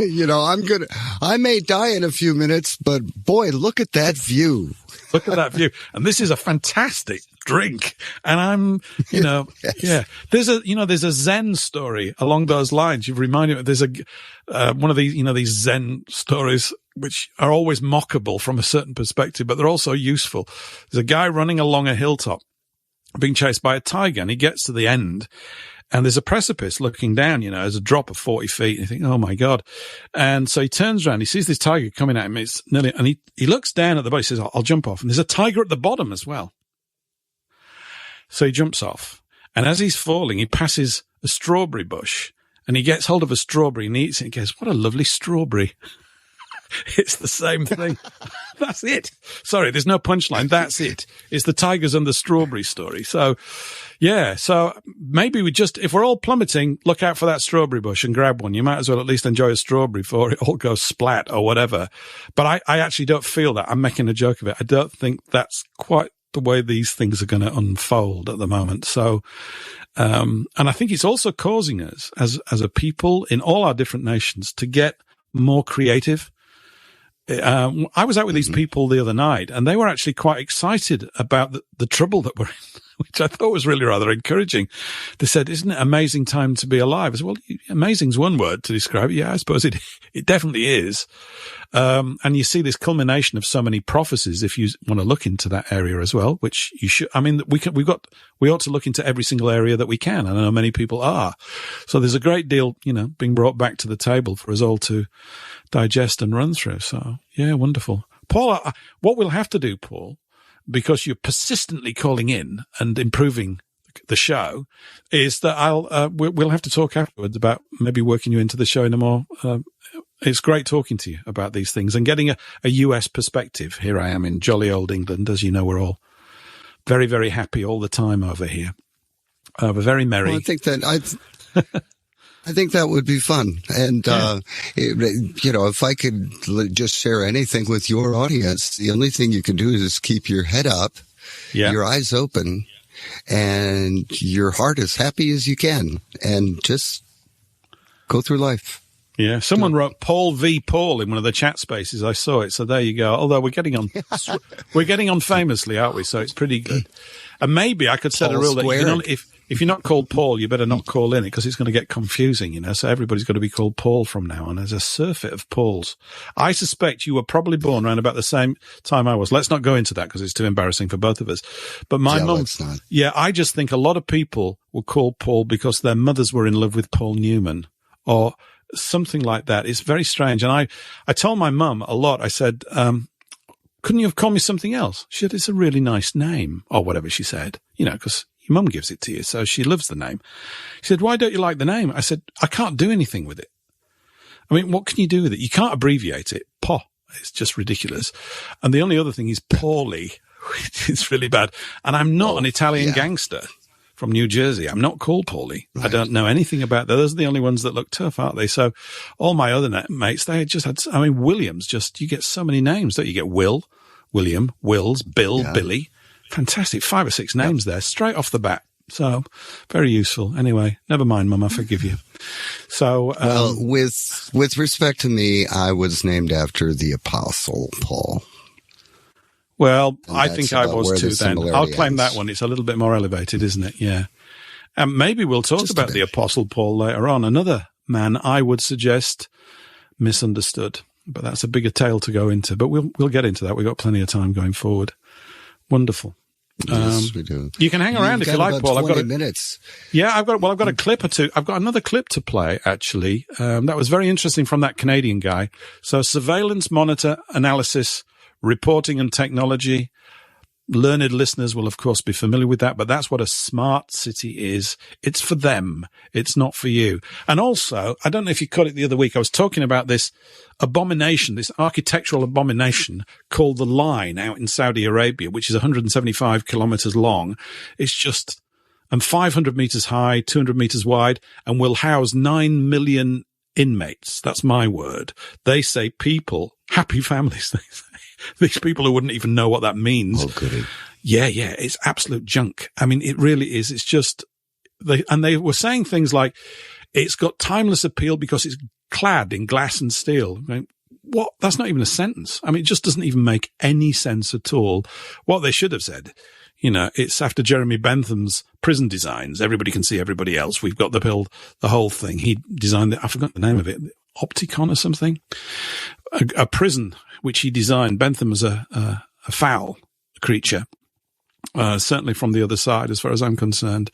And he designed this prison where you could see every inmate from just one central point in the middle of it. He thought that this was fun. Yep. They think it's great to design these things. Well, the Line is that, and they've started building this thing.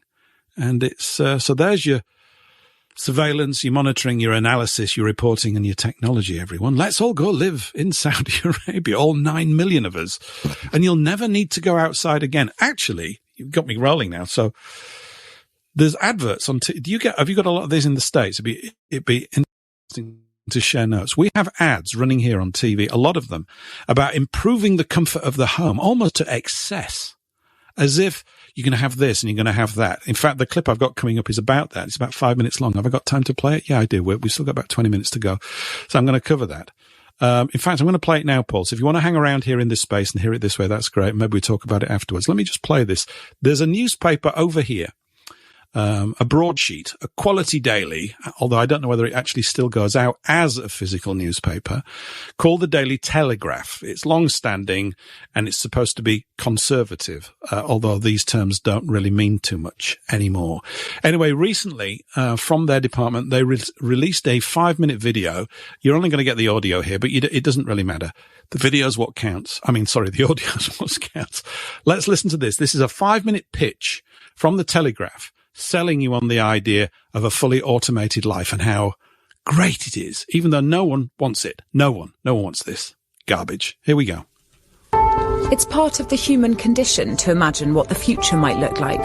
Years ago, science fiction writers like Arthur C. Clarke dreamed and future-gazed, mapping out exactly what 2020 might be like. The big difference when he grows up, in fact, if we wanted to wait for the year 2001, is that he will have in his own house not a computer as big as this, but at least a console through which you can talk to his friendly local computer and get all the information you need in the course of living in a complex modern society. This will be in a compact form in his own house.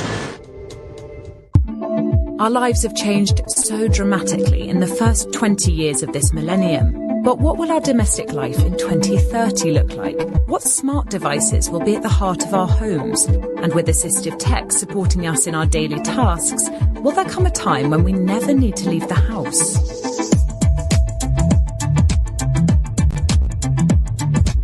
We hear of things like the Internet of Things informing the stocking of our fridges and freezers, but this is hiding the real story of how we'll adopt such smart technologies.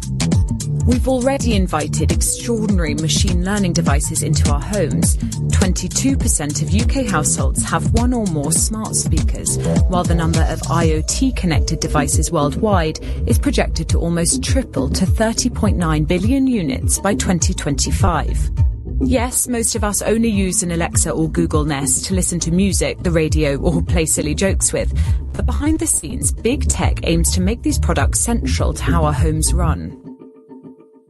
So the companies behind smart speakers, or they're called now digital assistants, are actually trying to transform them. So they're not digital assistants anymore, but more sort of household managers or household brains that actually can control a whole network of other devices inside your home. The likes of Apple and Amazon are trying to integrate their smart devices so they work with kind of automatic hoovers that will basically work on their own. They'll map out the inside of your home. Now, whoever is in charge of household chores is going to be totally liberated from having to do that, because they won't have to spend hours hoovering. They'll just be able to get an automatic vacuum to do it instead. That will mean a big change for a lot of people. NVIDIA are basically working on developing this sort of quite large, giant robot arm that will live in your kitchen. It can help you open drawers, it can put things away, so it will map out where everything lives in your kitchen, and the idea will probably be that it can tidy up after you, or it can even do the cooking and then tidy up. That would mean you probably wouldn't even have to be in your kitchen. It might just serve food out of a kind of porthole that you never have to even enter, and obviously that would transform everybody's houses. In the future, this sensor-led technology will likely be built right into the structures of our homes. Smart modular housing developments are starting to emerge as the viable, planet-friendly option for home buyers and construction firms alike. So I guess the real advantage with smart homes is they'll be able to monitor everything. So they'll be able to monitor how much energy you're using, how much water you're using, and that sort of ability to essentially put sensors around your kind of everyday tasks. That will mean you'll be able to see where am I wasting energy and water, and then you'll be able to take steps to combat that. I mean, that could have a big impact on Britain trying to meet its net zero targets. But this is just the beginning. Smart technology is beginning to reshape the way in which entire cities are inhabited. Around the world, cities are deploying sensors to track footfall, litter and air pollution. While we're seeing smart homes kind of making leaps and bounds at the moment, I think somewhere where it's actually kind of a bit more advanced is also smart cities. So councils have really noticed the potential here. Smart homes and smart cities are going to be integrated into the future, and that's going to make big changes. In Sunderland, bins fitted with sensors can tell the council when they're full. And in China, sensors combined with facial recognition can detect individuals who are jaywalking and display their faces on screens to shame them. And intelligent tech is beginning to shape the way we may shop IRL in the future. In early 2021, Amazon opened its first high street supermarket in West London. Based on its successful rollout in the US, this shop uses advanced sensor technology to track the contents of your actual in-store shopping basket in real time, updating your account spending as you shop and billing you once you've left the store. I think definitely Amazon wants it to be a high street revolution, and one of the reasons that they're creating this supermarket, and they've also just opened a new hair salon in London, this is not just so Amazon can use the technology, but it's so it can sell it to other people. I'm sure in the very near distance we'll see kind of those big supermarket chains also experimenting or integrating it into their own stores. In the 21st century, data is the most valuable resource in the world, more so even than oil. And when used alongside smart technology and machine learning, this data will be key in the reimagining of how we live both inside and outside the home in 2030. Wow. Impressed, Paul? Are you in? They hit all the hot buttons. They hit the Agenda 2030. They got that. They also got the nanny state, waited on hand and foot digitally or any other way. Yeah. They've really hit the laziness and lack of accountability hot button. I won't have to do it. My house will. I'm not going to do it. I know. The only bit I liked was the bit about a thing that cleaned things up, but I don't want anything cooking for me. And then I thought, I don't really want people cleaning up, because isn't being messy sort of part of one of the great joys in life? Certainly one of my sons thinks so. I think he's almost world champion at the moment. It's absolutely remarkable, really. He's so happy about it. What do you think about tidying? Yeah, I'll do that. Maybe that's the approach as well. I've thought, the adolescent, actually they're not adolescents anymore, but the kind of, that thing, you must have it over there, right? The disinterested teenager, where you ask them to do things, they go, yeah, I'll do it. But months go by. Is that maybe an approach that we should take? Yeah, we're going to comply with all that. See ya. Yeah. And we just never comply with it. What I'm interested with that clip, and it's not unique, they're phrasing them all. I like that little phrase where she said IRL, in real life, as if in real life is a subset of the computer world, which of course for them, for us, it's going to be. Oh yeah, you're going to live in your box in the line, and all this stuff will be done for you. In fact, basically, there's no point you even being alive, because we can get all this stuff done without you living. It's as if they don't know what's the point of being alive. The point of being alive is to struggle, isn't it? If all the struggle is removed, I know that sounds mad. It's not actually the point of life. But without struggle, how are you to grow? But of course, they don't understand that, because apparently you haven't got a soul, I suppose, according to them. I mean, they're just sort of techno bonkers, aren't they? What do you think? Human beings, in the lack of challenge, in the face of lack of challenges, they don't grow. They don't expand. They don't enhance their own existence. They've taken the joy out of life. Well, they have. They're trying to. But if we hang around here doing these shows and cracking foul, politically incorrect jokes from time to time, which we might work our way up to once I find out what the limits are, then we can have as much joy as we like. I mean, laughing at them is key. And it's very difficult not to at times. I mean, they want to be taken seriously, don't they? But some of the guff that's in that presentation, I'll probably stick it in the Telegram group. So for those of you who are following me on Telegram, there's a link on paulenglishlive.com. I'll stick that clip in, so you'll be able to see the video and get it in all its 3D wonderful glory to do this. And of course, they always have these kindly ladies' voices. as if it was Yes. this. Isn't it lovely? And she's very polite and very English and wonderfully clear with her enunciation. Hello. And everything's going to be marvelous. And what could you possibly want to worry about? Well, I just thought maybe living. What happens if I start to smell a bit? Is there going to be a robot that stops me smelling and stuff like this? It's as if everything is, it's anemic. The whole process is ridiculous. We actually want to, we've got to go out and get covered in mud, don't we? Haven't we got to do that? We've got to get covered in mud. We've got to stand in the earth. And we need to stand under the sun and hear the rain fall. And this is, I've banged on about these things a bit up to now, but this process of being connected with beauty, which is where I started off really with this image from Maggiore right at the beginning of the show. Those clouds in there do something. They do something to me. They might not to you, but they do something to me. I get lost looking at clouds and things like that and his other paintings. And I'm not alone. It's not just him. There are other illustrators, Gustave Doré and these others. I mentioned it earlier on.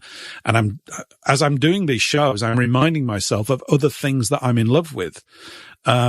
Somebody actually, because I'd done a little posting about this in the Telegram group, sent me, and I'm going to get some clips from this possibly for next week, that he shuffled off this mortal coil a few years ago, a gentleman called Roger Scruton, Scruton. Yes, it's a name where giggles could possibly arise. But when you hear him talk and see his manner, he was a wonderful man, and he was a philosopher here in the UK, and he had tenure, I don't know, Yale or somewhere like that, a major university over there in your neck of the woods. And he did this show about 10, 12 years ago, which I caught at the time, about an hour, called On Beauty. And it was about, he starts off, I haven't seen it for years, but he starts off, he's in the Victoria and Albert Museum looking at things. And he said, if you'd gone back 100 years ago and asked anybody from the layman to the highest in the land, what was the purpose of art? What was it for? They would have all told you it was for beauty. It was to bring beauty into the world. And of course, modern art doesn't really do that, does it? In fact, it's not right to even call it art, because if it's not bringing beauty into the world, I'm just one of those old traditionalists, one of those guys, who, when he sees these chaps going around talking complete blather in front of these Rothko paintings and this other bilge, like most of Picasso's output, which is Picasso's a tragedy. He could paint brilliantly by the time he was 14, and then he just started painting garbage because they used to give him money to do that. You can't take this stuff seriously. And I'm going to dig some clips out from it, particularly I know there's an interview with a sculptor in there. I'll get the audio from this because it's absolutely wonderful. About 4 or 5 minutes. I'll tell you now, and I'll go over it again next week because it's worth repeating. He goes into his studio, and I don't know where it is, but I want to go there if this guy's still alive, because you go in and the first thing you see is this sort of statue of this Greek figure in the classical style that must be 15 feet high. And I just went, wow. I just had a wow as I saw it. It's just one of those, what's that all about?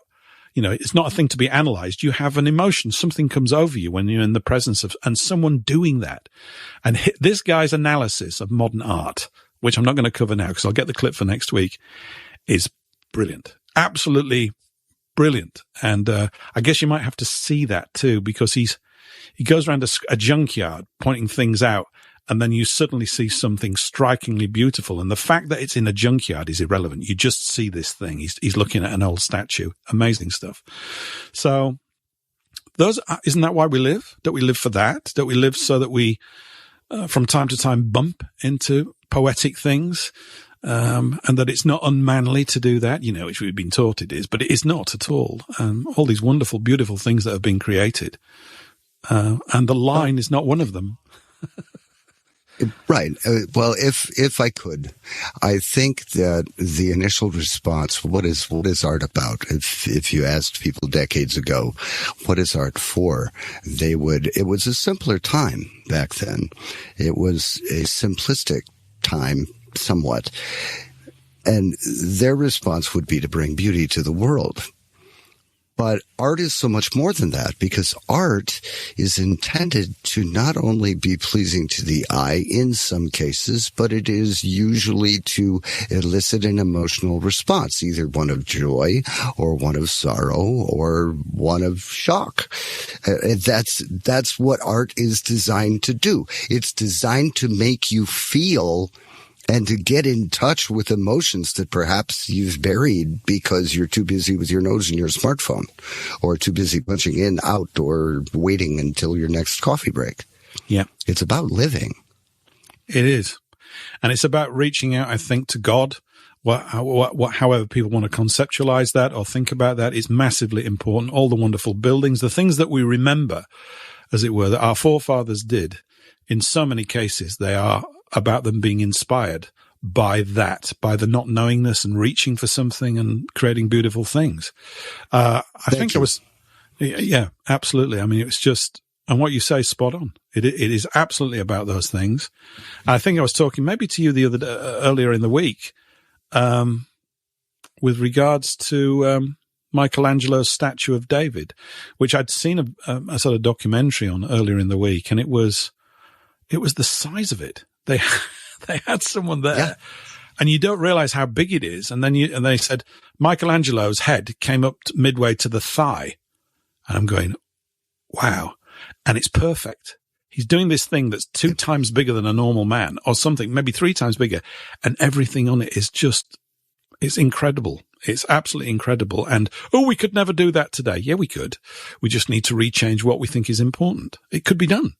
People, those great talents could be given a chance. Of course, they're buried and the garbage is promoted instead, because this, that, and the other. And, in fact, I realize I've got some more anecdotes about the modern art world to tell. We'll do it now because we're kind of short on time, but I think next week I'll probably incorporate that one in, and we'll have a look at that aspect of cultural destruction, and also, therefore, the other side, which you're touching upon and we're talking about here, this amplification of bringing beauty back into our lives. I mean, I'm with Dostoevsky. Beauty will save the world. Actually, it might not save the world, but it will save our world, I suggest, as a people. Very much. It's going to be a massive contributing factor.